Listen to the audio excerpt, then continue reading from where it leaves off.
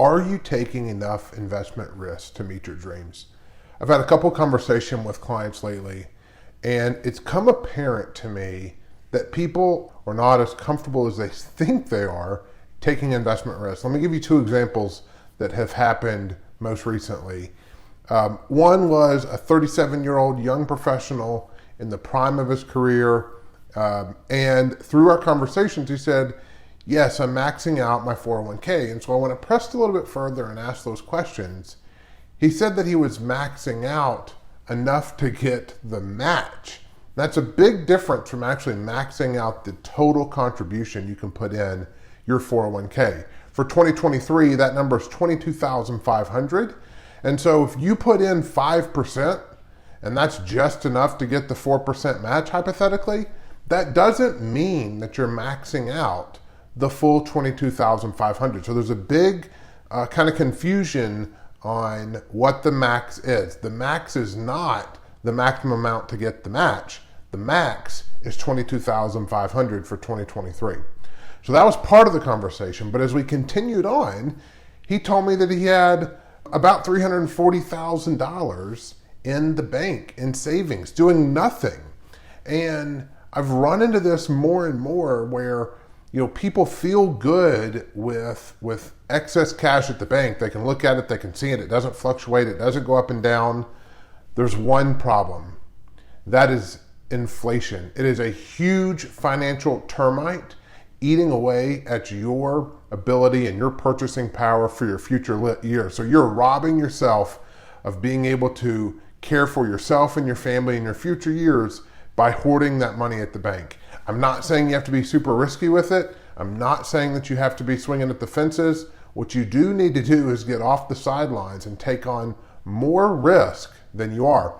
In fact, I think one of the biggest risks people are taking is not taking enough risk. And I know that sounds counterintuitive and it sounds like it's not even real, like it's just made up.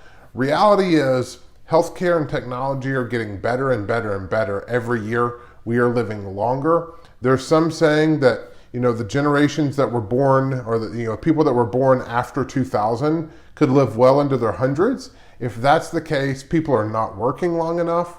People are not taking on enough risk, and they're being far too conservative too soon. I'm all for having an emergency fund, having investments where maybe they're allocated in different buckets for different strategies. That said, it is imperative that you have a strategy for your money and you are not letting $340,000 sit there in savings and do nothing. The next example was really similar story. Unlike the first one where they were 37 and have, years to continue to work, this one was from someone who was 50, let me look at my notes, 58 years old, and have been uneasy about the stock market. They haven't been investing for a long time. They had about $200,000 or so in an investment account. And they went on to tell me that there was another $250,000 at the bank. And so when you look at those figures and we say, okay, well, we have you in a portfolio that we think is maybe not aggressive enough for you, but kind of compromising between getting you comfortable with the market and the volatility and seeing your money grow over time, but fluctuate in the interim. What we found out was this client had just as much money sitting in the bank that we didn't know about.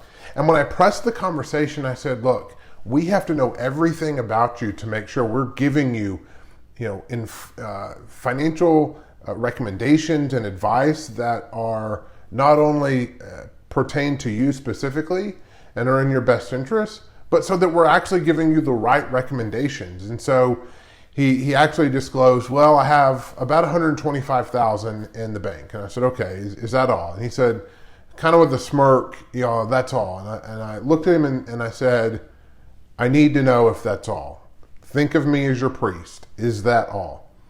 And he paused and he said, it's not. There's another 125 in a different bank.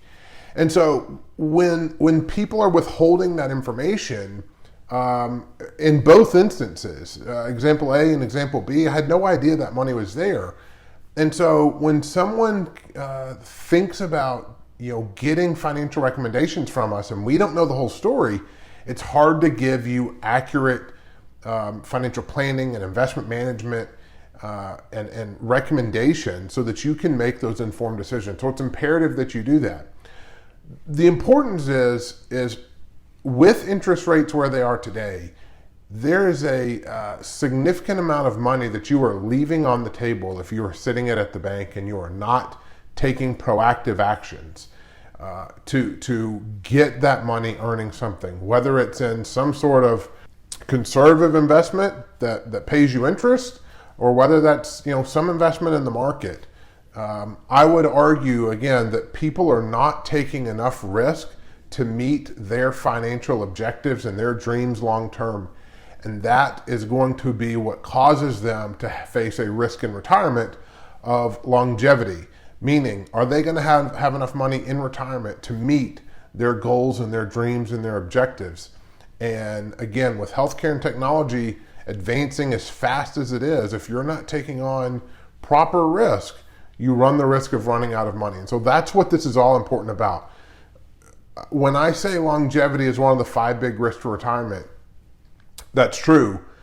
I think actually, if I could think about longevity in a different longevity risk in a different kind of lens, I would think of it in the lens of being too conservative with your money is a huge financial risk, and you think that it's safe, you think that it is comforting, and it's good to see that money there and you can't lose it, and you're not realizing what that money is going to deteriorate to over time. So it is a huge financial risk that people overlook.